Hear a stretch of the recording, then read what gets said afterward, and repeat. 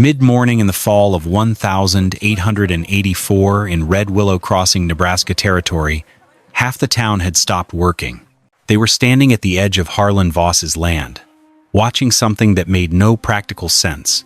A cabin stood in the center of the lot, and above it, a river barge was being lifted into the air. Not a plank, not scrap lumber, a full hull. 27 feet long, weathered oak, built to carry freight, not sit over a roof. Ropes stretched tight between posts. A crude pulley frame creaked under strain. Two mules leaned forward, hooves digging into dirt that no longer gave. The hull rose, slow, uneven, reluctant. Then, just for a moment, it hung there, suspended above the cabin, half a boat, half the sky. No one spoke. Then a voice cut through.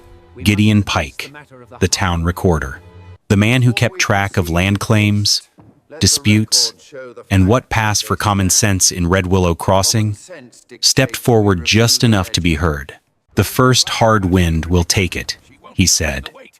A few men nodded. Another voice followed, quieter but sharper. Amos Redden, a barn framer who had raised most of the valley's heavy structures, did not look at the crowd when he spoke. He looked at the hull. "Not the wind," he said. "Moisture." He pointed once short, exact. "You seal that tight, damp gets trapped.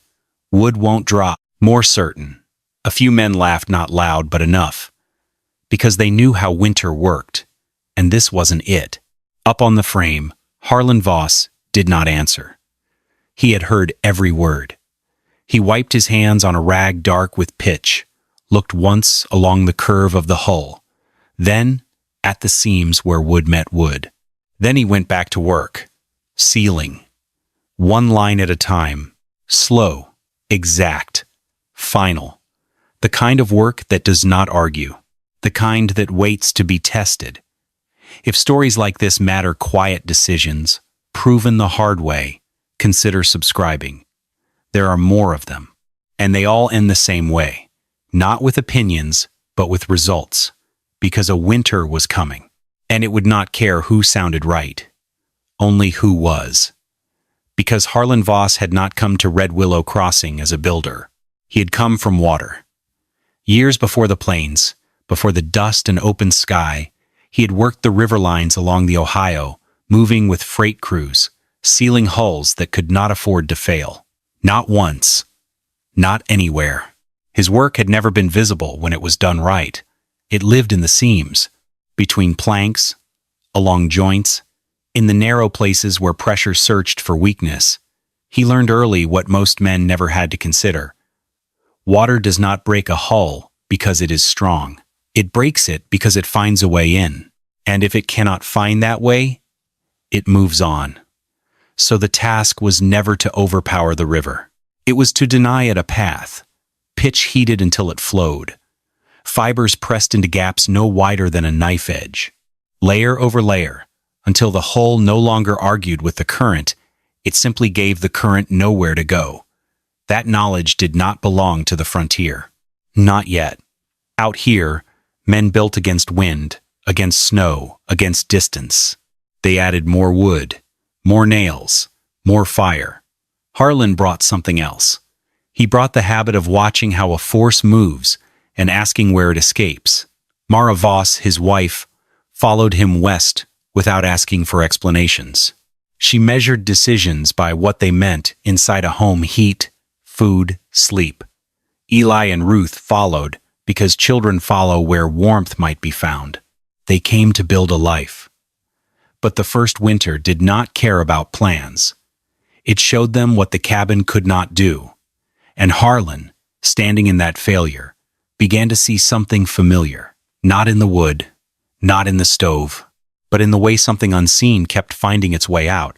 A man who knows how to keep water outside will eventually learn to look at the sky the same way. That winter came early. Not as a warning, not as a slow turn of seasons.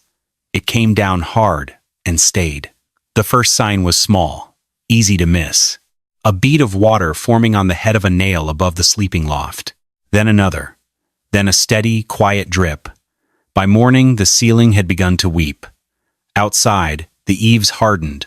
Ice built along the edge of the roof, where melt should have run free. It did not fall. It held. It thickened. Then it pushed back. Water turned, crept inward, found its way beneath the shingles. Inside, the stove burned hot, hot enough to glow, hot enough to make a man believe for a moment that things were under control. But the heat would not stay. It rose, disappeared, returned as cold. Eli coughed through the night. Not loud, not enough to wake the house, but enough that Mara did not sleep. She lay still, listening, counting the spaces between breaths. She did not complain. She did not need to. The cabin told the truth. Warm near the fire, cold at the walls, colder above. A box that could hold a flame, but not the heat that came from it. Harlan watched. He moved through the space without speaking. Hand to beam, hand to wall, pausing where the air felt different, where it shifted without wind. He looked up more than he looked around, at the nails, at the seams, at the line where warmth disappeared. He fed the stove, then let it fall, then fed it again. The pattern did not change. It was not a question of effort, or fuel, or will. Something was taking the heat faster than it could be replaced. He stood beneath the rafters a long time before he spoke, not to argue, not to explain, just to name it. It's not the stove. A pause. It's the roof. And in that moment, the problem had a shape. Not in the cold, not in the fire, but above them, holding nothing, keeping nothing. A structure that covered the family, but did not protect it. They were living inside a box, not a home. What Harlan saw was not new. It had been happening in every cabin in Red Willow Crossing from the first cold night. Only no one had named it. Frontier homes were built to stop rain, to shed water, to stand against wind long enough to keep a man dry and a roof in place. They were not built to hold heat, because heat does not behave like rain. It does not fall. It rises from the stove, from a body, from breath. It lifts into the rafters where the air is warmest. It presses upward, searching, the same way water presses against a hull. And if there is a gap, and there is always a gap, it finds it. A seam no wider than a nail. A joint that was good enough for weather, but not for warmth. The heat slips through. It meets the cold surface above, loses what it carries, falls back down no longer useful. And then it rises again. A loop. Invisible. Constant. Unforgiving. The fire below works harder, consumes more wood, promises more than it delivers. Across the settlement, men respond the same way. They build thicker walls. They burn hotter fires. They stay awake longer to feed them. But the pattern does not change, because the loss is not at the walls. It is at the top, at the place no one is watching. Heat is not being defeated. It is being stolen. Quietly, repeatedly, by movement, by air that refuses to stay still. And so every cabin becomes the same kind of structure. A place that can create warmth, but cannot keep it. They are not losing because they lack fire. They are losing because they do not understand where the heat goes. And until that is understood, no amount of effort will change the outcome. Once a problem has a shape, most men answer it the only way they know how. They add more wood stacked by the wall, more hours feeding the stove, more cloth stuffed into cracks that were never meant to hold anything tight. Red Willow Crossing moved with purpose. Axes worked longer, fires burned hotter, hands stayed busy. They were not wrong. They were doing what had always been done. But Harlan Voss did not gather more wood. He left. Before first light, he set out on foot toward the river, landing nearly 15 miles east, where broken freight and discarded hulls were left to weather out their final years. He did not go looking for boards. He went looking for a shape. What he found was a barge hull, stripped of its use, tilted into the mud, its seams still holding after seasons no one had bothered to count. He walked its length once, ran a hand along the joints, pressed his weight against the curve. It did not yield. Silas Boone, a mercantile owner who measured value in what could be sold or burned, named a price low enough to be dismissed. Harlan paid it without bargaining. The return took 3 days. Rope, leverage. Mule teams borrowed where they could be. The hull moved inches at a time, then feet, then yards. Men stopped to watch, not to help, to see how far a bad idea would go. By the time it reached the edge of his land, the name had settled. Voss's Folly. It was said without anger, without curiosity, just certainty, because everyone knew what solved winter. More fuel, more effort, more resistance. Harlan chose none of those. He did not try to strengthen the roof. He brought home something that had never failed against pressure. And in doing so, he crossed a line most men never see. He stopped trying to fight the problem and began to change the rules it followed. The work began the next morning. Not fast, not improvised, not careless. Harlan Voss marked the ground first. 8 points, evenly spaced, measured twice before the first hole was cut.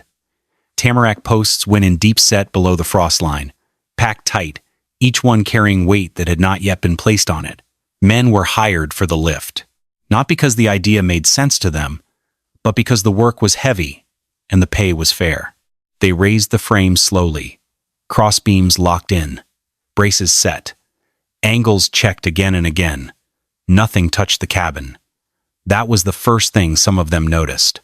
The structure rose above the roofline, leaving space clear, deliberate space between what already stood and what was being built over it. 14 inches, not guessed, not approximate, held consistent from one end to the other. When the hull was finally pulled into position, ropes tight, pulleys whining, men leaning into the strain, it came down, not onto the roof, but above it, resting on the frame, separate. A second shape hovering over the first. The crowd gathered again, quieter this time, less laughter, more watching. Because what had seemed like excess now began to look like design. 2 structures, one below, one above, and between them, nothing. No boards, no filler, no insulation packed in, just air, still, unclaimed, waiting. A man near the edge shook his head, not in dismissal, in uncertainty. Because this was no longer just strange. It was specific.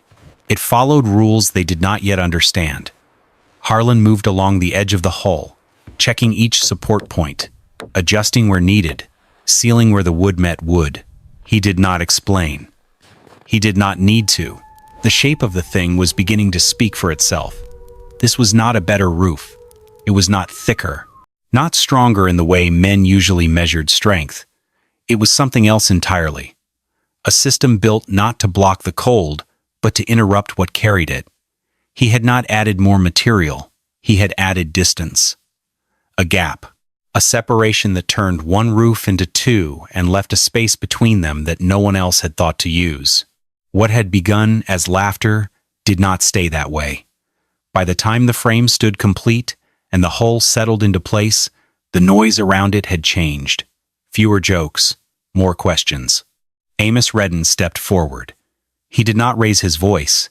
He did not need to. Men nearby made space without being asked. He walked the perimeter once, looked at the posts, the bracing, the way the hull sat above the cabin instead of on it. Then he spoke. "Wind doesn't need much to get under something like this," he said. "You've built a lift without meaning to. One good gust from the north, it catches that curve." He tapped the side of the hull. "And you'll feel it pull." He moved closer, eyes tracking the gap. "And you've sealed it tight, too tight. Moisture gets in and it won't have anywhere to go. It'll sit. It'll work the wood from the inside. Rot doesn't need daylight." A pause. "Give it a season, maybe 2. You won't see it fail until it's already gone." There was no laughter in it. Only structure, cause, outcome. Gideon Pike listened without interrupting. So did the others. It sounded right, because it was right under the rules they all understood. Harlan Voss did not argue each point. He did not counter the wind. He did not deny the moisture. He did not defend the wood. He answered once, quiet enough that men leaned in to hear it. Air that doesn't move doesn't carry anything. That was all. No explanation followed. No effort to persuade. He turned back to the hull. A pot of boiled pine tar and tallow sat near the ladder, dark and thick. He dipped the brush, pressed it into a seam, and worked it along the joint until it disappeared into the grain. One seam. Then the next. Every line where wood met wood was closed. Not for water this time, for something no one could see. Amos watched. He did not interrupt again, because the argument had not been answered in full, only narrowed, reduced to a single point that either held or did not. Harlan did not try to defend the whole structure. He defended the one thing it depended on, and then he went back to sealing, in silence. The first real test did not come with a storm. It came with a quiet drop in temperature. One night, colder than the last, but not yet severe enough to break anything outright. That was when Harlan Voss found it. Not by chance, by habit. He stood beneath the rafters after the fire had burned low, watching the air the way other men watched weather. There at the edge, where the hull met its frame, a faint darkening, a line no wider than a finger. Moisture. Not dripping, not running, but present, held in place, waiting. By morning, someone else had seen it. A man passing by. Then another. Word moved faster than the cold. They said it would trap damp. Sealed too tight. Rot starts like that. Amos Redden did not repeat it. He only came back to look. Longer this time. Closer. Harlan did not defend it. He did not explain what it meant. He took it apart. Not the whole structure, just the section that showed the flaw. Boards lifted. Seal broken. The joint exposed. The work was slower, the second time. More pitch. Work deeper into the seam. Pressed until no gap remained, not even one that could be guessed at. He added a second pass. Not thicker, tighter. That night, the cold returned. Stronger. The fire was lit as before. But something had changed. The air inside did not shift the same way. The heat rose but did not disappear as quickly. It held longer in the upper space before settling. Mara noticed it without speaking. The stove did not need to be fed as often. Eli's breath no longer gathered into visible mist above his blanket. The rafters stayed dry. No beads, no lines, no quiet evidence of loss. Outside, Amos stood again at the edge of the structure. He watched the same place. Saw nothing this time. But he did not nod. He did not concede, because one night was not a season, and a fix made before winter had not yet faced what winter would bring. Inside, the difference was real. Small, measurable, controlled, but not final. Harlan had found a flaw and corrected it, before anything had the chance to force the correction for him, which meant one thing. He could be wrong, and he was willing to prove it before the cold decided to do it for him. What he corrected that night was small, but what it revealed was not, because the system was never meant to rely on strength. It relied on something far easier to miss. Air does not hold heat well. That much was known. But what was not understood, what most men had never needed to think about, was this. Air that does not move does not carry heat away. Movement is the thief, not the cold itself, not the wood, not the walls, the motion, the rising, the falling, the constant exchange that turns warmth into loss. The 14-inch space above Harlan Voss's cabin was not empty by accident. It was controlled, a buffer. Heat rose from the room below, as it always would. It met the underside of the inner roof and spread across it, warming the surface instead of escaping through it. From there, some of that warmth entered the space above, but once inside that space, something changed. There was no current to pull it through. No draft to carry it upward and out. No loop to keep it moving. The air remains still, and what does not move does not transport. So the system settled, layer by layer, warm below, stable in between, cold above, separated, not by force, by interruption. Harlan had not added insulation in the way other men understood it. He had not thickened the barrier. He had broken the pathway, taken the motion that allowed heat to escape, and removed it. What looked like a gap was, in truth, the working part of the design, not a flaw, not wasted space, but a controlled absence that did the work no material could. He did not fight the cold pressing down from above. He made it so the cold could not reach what mattered, and in doing so, he changed the problem entirely. He was no longer trying to keep warmth in. He was preventing it from being carried away. He did not resist winter. He denied it access. The change did not announce itself. It showed up in numbers, small ones at first, then steady ones. In the weeks before the real cold arrived, Harlan Voss cut less wood, not by intention, by result. Where other homes fed their stoves through the night, his held longer between loads. Where flames were pushed high to fight the drop in temperature, his stayed lower, quieter, more even. Inside the cabin, the air no longer shifted the same way. Warmth did not gather sharply at the ceiling and vanish. It stayed. Not trapped, not forced, just present. The rafters remained dry, no beads forming at the nail heads, no faint dark lines marking where heat had once met cold and failed. Mara moved through the space without stopping to adjust blankets or add fuel every hour. The rhythm of the house changed not in comfort alone, but in effort, less tending, less correction. Outside, the difference could not be seen, which made it easier to dismiss. Amos Redden came by more than once. He did not speak much when he did. He watched the smoke from the chimney. Not how thick it was, but how often it rose. He stepped inside once, stood near the center of the room, and stayed longer than he needed to. Then he left. No verdict given, no agreement offered. Only a silence that was no longer certain. Around him, the town held its ground. Early cold don't prove anything. Wait till it sets in. Wait till it stays. They were not wrong to wait, because what had been shown so far was controlled, limited, a small edge in conditions that had not yet turned against anyone fully. Something was working. That much could no longer be ignored, but it had not yet been tested. And until it was, the laughter did not return, but neither did belief. Not yet. The first judgment did not come with snow. It came with wind.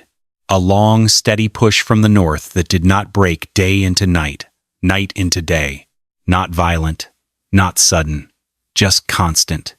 That was enough. Across Red Willow Crossing, the change was immediate. Doors rattled in their frames. Cracks that had been stuffed and sealed began to breathe again.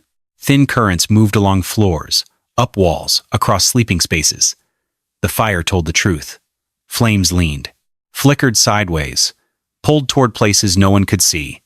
Men fed their stoves through the night. More wood, more often. Because the heat would not stay where it was made. It was being taken. Not all at once, but steadily, without pause. Wind does not need force to remove warmth. It only needs a path. At Harlan Voss's cabin, the same wind passed over. The hull above caught it first, took the movement, redirected it. What remained beneath was less.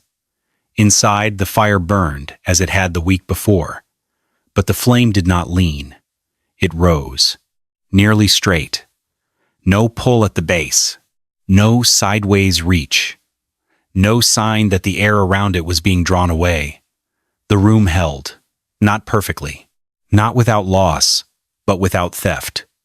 Gideon Pike stood at the doorway longer than he intended to. He watched the flame, not the size of it, not the heat it gave, the direction. He had seen enough fires to know what they did when wind found them. This one did not behave that way. He said nothing. Because one sign was not a verdict, but it was no longer nothing. Outside, men fought to keep warmth in place.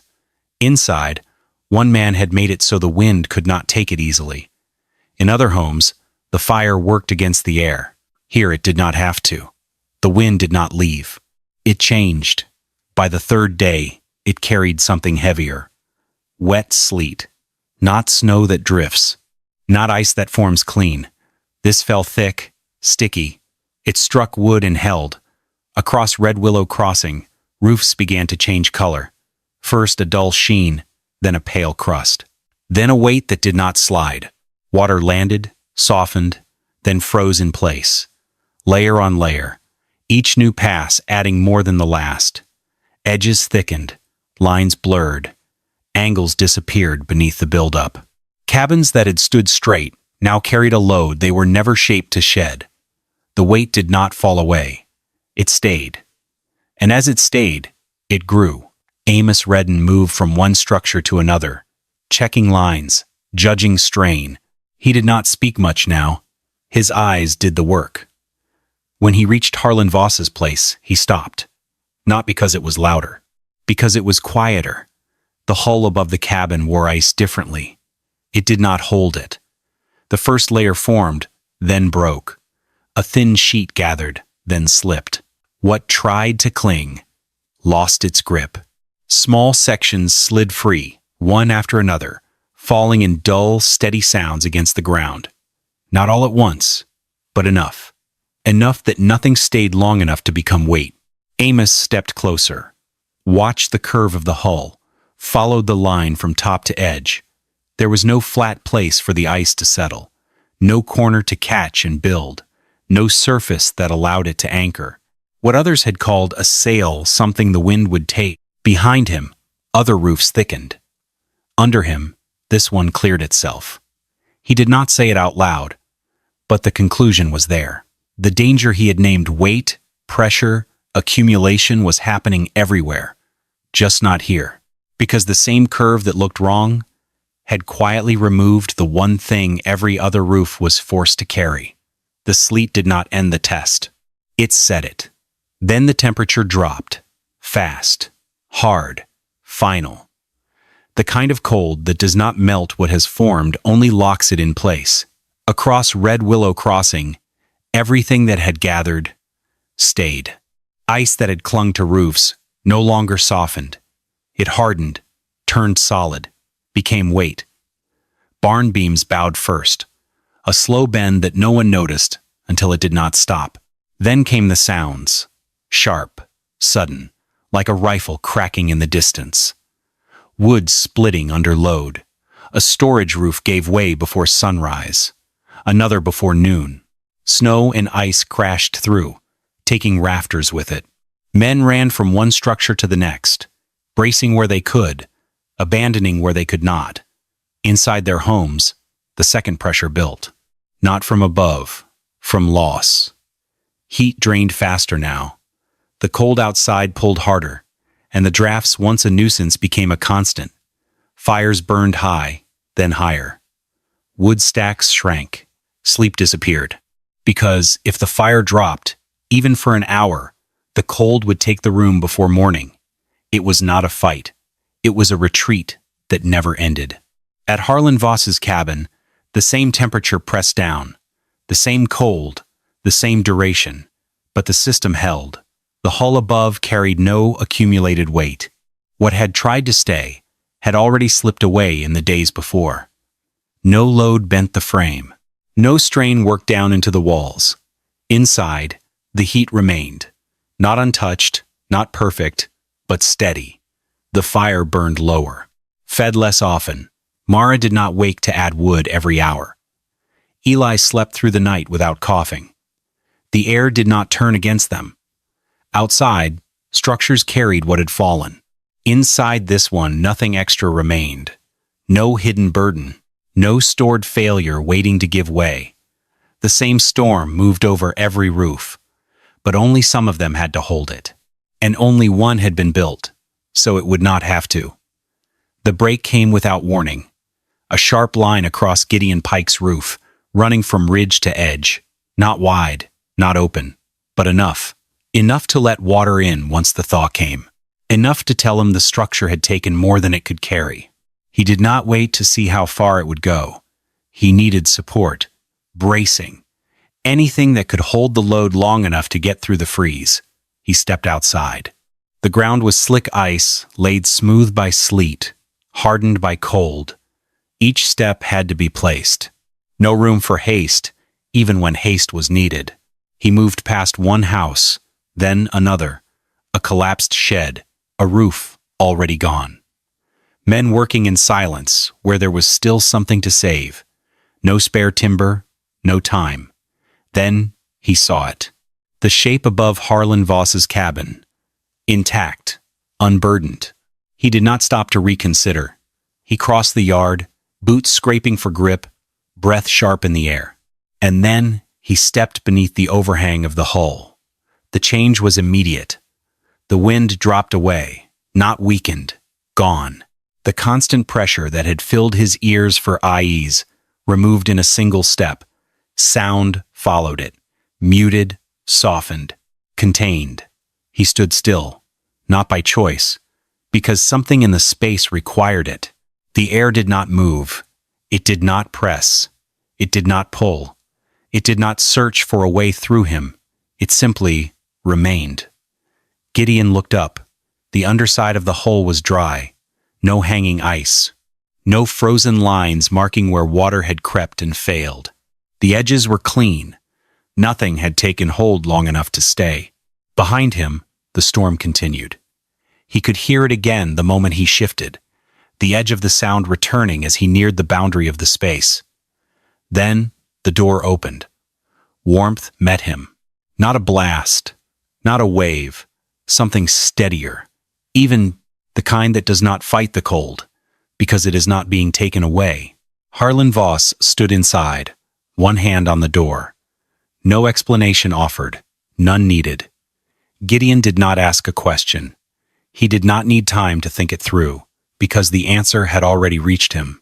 Through stillness, through silence, through the absence of everything he had been fighting for days, he understood it before he could name it. The wind had not been defeated. It had been kept out of the place where it mattered. And for the first time since the storm began, he stood somewhere it could not reach. Gideon Pike did not step inside right away. He stood at the threshold a moment longer, then turned his head slightly back toward the storm, back toward the sound, then forward again. A decision made without words. "I need a brace," he said. That was all. No apology, no admission. Harlan Voss did not ask what had failed. He did not ask how bad it was. He turned, reached to the wall, and took down 2 lengths of timber and a set of iron spikes. He placed them in Gideon's hands. Nothing added, no instruction, no condition, just the tools. Gideon nodded once. Then he stepped back out into the noise. The wind returned. The moment he cleared the edge of the overhang, the sound came with it, the pressure, the pull. He crossed the yard the same way he had come, careful, deliberate, carrying what he needed now, not from the town, but from the one place that it held. The storm passed in its own time, not quickly, not cleanly. When it was over, the damage showed itself in full. Collapsed sheds, split beams, roof lines bent where they had not broken, wood that had been meant to last a season, now needing to be replaced before the next one even began. Stacks of fuel gone, time lost, work doubled, men counted what remained, and what it would cost to rebuild. Gideon Pike did not speak much those first days. When he did not explain what had happened. He described it. "Step under it," he said once, to a man asking how it held. "Just stand there." A pause. "The wind's there. Then it's not." That was as far as he went. No terms, no theory. Because none of that had been what changed his mind. It had not been an argument. It had been a place, and a moment inside it where something that should have been there was not. Harlan did not correct him, did not add to it. He continued his work the same as before, because the proof no longer belonged to him. It moved now through others, carried in the only way that holds. By those who had felt it for themselves, word did not travel as an argument. It moved the way useful things always had. Along routes, through work, carried by men who trusted what they could use. Jonah Mercer, a freight captain running timber and supplies between river settlements, heard it first as a detail, not a story. A hull over a cabin, no ice held, less wood burned, wind gone. He did not laugh. Men who spent their lives on water did not laugh at hulls. They listened. When he came through Red Willow Crossing, he did not ask for a crowd. He did not ask for proof. He walked to the edge of Harlan Voss's land, stood, looked once along the line of the structure, at the curve, at the gap, at the way the hull did not sit but hovered. Then he stepped beneath it, stayed there, long enough. When he came back out, he did not speak right away. He took a piece of charcoal from his coat, found a flat board, drew what he had seen. Not every detail, only what mattered. 2 lines, one above the other, a space between. Arrows for wind, marks for where it stopped. He did not ask permission to take it. He did not need to, because it was not a secret. It was a solution. By the next run downriver, he carried the idea with him not as a design, but as a pattern that could be remembered.